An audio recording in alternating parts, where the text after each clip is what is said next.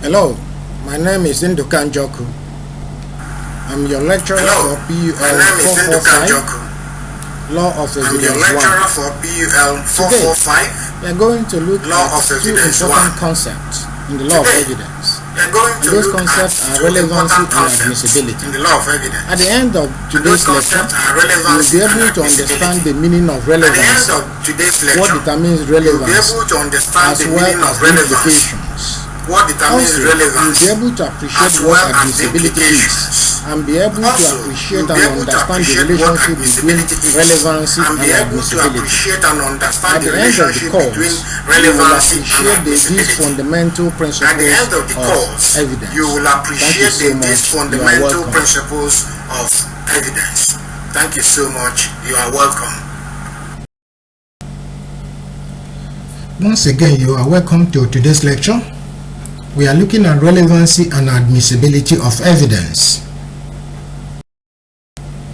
At the end of this lecture, you should be able to explain the concept of relevancy, define facts and facts in issue, define the concept of admissibility, and explain the relationship between relevancy and admissibility.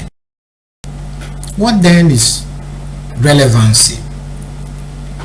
Relevancy and admissibility are actually very important topics or concepts in the law of evidence. This is because they regulate what facts that can be received in evidence and what cannot. Relevancy should be understood in its ordinary meaning, but the facts that can be received in evidence as relevant facts are governed by the Evidence Act. According to Madialo, relevance and admissibility are two closely related terms, but certain distinctions between them exist. According to Sage, the general principle governing the law of evidence is that, with some specific exceptions, all evidence which is sufficiently relevant to an issue before the court is admissible, and all evidence that is not relevant is inadmissible. If we look at Section 1 of the Evidence Act 2011, it says, evidence may be given in any suit or proceeding of the existence or non-existence of every fact in issue and of such other facts as are hereafter declared to be relevant, and of no others. So it is actually the Evidence Act 2011 that governs the facts that is so relevant that they can be admitted in evidence. What then are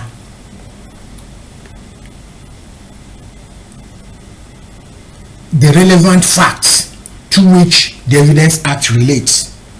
We have to look at Part 2 of the Evidence Act 2011, especially sections 4, 5, 6, 7, 8, 9, 10, 11, 12, 13 of the Evidence Act.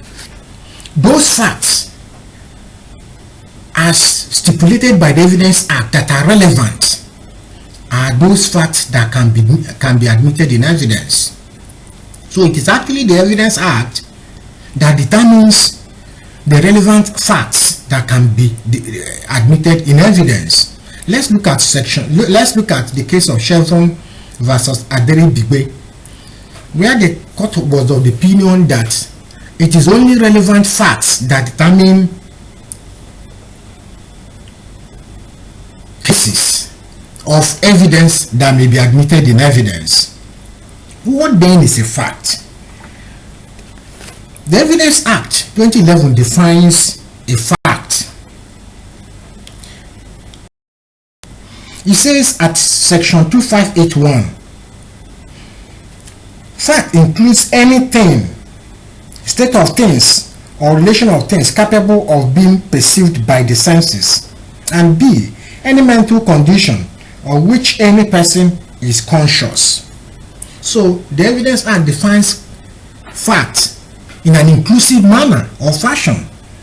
In the same way, it defines facts in issue as includes any fact from which either by itself or in connection with other facts, the existence, non-existence, nature or extent of any right, liability or disability asserted or denied in any suit or proceeding necessarily follows.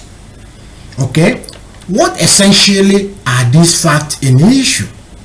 That is the things we need to look at. Now, the facts in issue are also as defined by the Evidence Act, as we have seen by Section 2581. And according to Cross, the main facts in issue are all those facts which the plaintiff in a civil proceeding or the prosecutor in a criminal proceeding must prove in order to succeed. These are what we mean by facts in issue. So, those facts which ordinarily will be in issue between a claimant or a plaintiff and a defendant in a civil suit, or between the prosecutor and the accused person in a criminal suit, are the facts in issue. Those facts upon which the parties have joint issues, the main facts that are in dispute, those are the facts in issue. Now, in a criminal proceeding, the fact in issue will ordinarily, as we pointed out, those constituting elements of a particular offense which the prosecution is alleging that the accused has committed, those are the facts in issue in the criminal proceedings. And for example, if we look at the definition of offense of stealing under the criminal code, section 383, it talks about taking fraudulently a property capable of being stolen. It talks about conversion, dealing with a property in a manner inconsistent with the right of the owner. Now, if an allegation is made against an accused person in respect of the crime of stealing, offense of stealing, these are facts. These are the constituting elements of the crime of stealing, and which the prosecution must prove. And of course, these are also the constituting elements to which the accused person will deny. And of course, they will join issues on these facts. Those are the issues or the facts in issue in a criminal proceeding. In a civil proceeding, what are those facts in issue? You know, in the civil proceedings, these are the allegations which the plaintiff or the claimant or the defendant or the respondent must prove in order to succeed, either in his claim or defense respectively. Those are the facts that are usually in issue. And these facts that are usually in issue are usually governed by the substantive law in the specific area that is before the courts. See, we look at the case of a Himari and a Homnya. Now, Justice Oputa, Justice of the Supreme Court of blessed memory, he said that when parties to an action have answered one another's pleading in such a manner that they have arrived at some material point or matter of fact affirmed on one side and denied on the other, the parties are said to be at issue. They have joined issues, and the question thus raised is called the issue. In every case, there is always the main issue around which other related or subsidiary issues may resolve.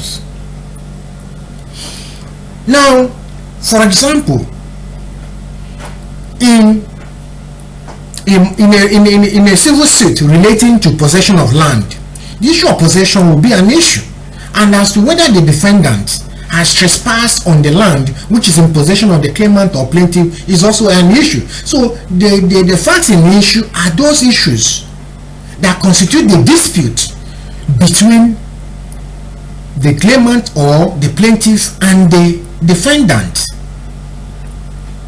Okay, now a fact which ordinarily may be issued may cease to be issued as a result of the state of the pleadings. For example, in a tort of libel, publication is usually an issue, but if the defendant admits publication, then publication ceases to be an issue between the parties. In the next slide, you will be requested to provide an answer to the question which is contained in that slide. Discuss the concept of relevancy in the law of evidence. What then is admissibility of evidence? What is admissibility of evidence? We have seen relevancy and what relevance means. What is then the meaning of admissibility? Admissibility regards that evidence which the court is permitted to properly receive and utilize in the adjudication of matters before it. While relevancy deals with the relationship of facts to the issues or to the facts in issue to be proved, admissibility deals with the question whether or not the court can receive a piece of evidence. Now, if we look at section 1A and B of the Evidence Act, it stipulates facts or evidence which may be excluded in evidence. It says the court may exclude evidence of facts which, though relevant or deemed to be relevant to the issue, appears to it to be too remote to be material in all the circumstances of the case. And B, this section shall not enable any person to give evidence of a fact which he is disentitled to prove by any provision of the law for the time being in force. So a fact may be relevant, but yet is inadmissible because it is too remote. It may be too remote because it's hearsay evidence. It may be inadmissible because it relates to character evidence or similar fact evidence, or it may be a document which ought to undergo some certain processes before it is admitted, and those processes has not been followed. In that particular wise, that particular document will not be admissible. So it is not any relevant evidence that is admissible, but every admissible evidence is relevant. Now let us look at the relationship between relevancy and admissibility. We have seen that relevancy depends on the relationship of the facts to the facts in issue, but admissibility relates as to whether the court can actually admit or receive that particular evidence even though it is relevant and yet utilize it in the judicial process. It depends on whether that particular evidence is not excluded by the law. So a particular evidence may be relevant yet inadmissible as a result of the position of the law. So relevancy relates to the relationship between the fact and the fact in issue, but admissibility is not dependent on that. On the next slide, we'll look at a class activity and you'll be expected to provide an answer. Discuss the relationship between relevancy and admissibility. I hope you have enjoyed today's class. We looked at relevancy and admissibility and the relationship between those two concepts. Thank you.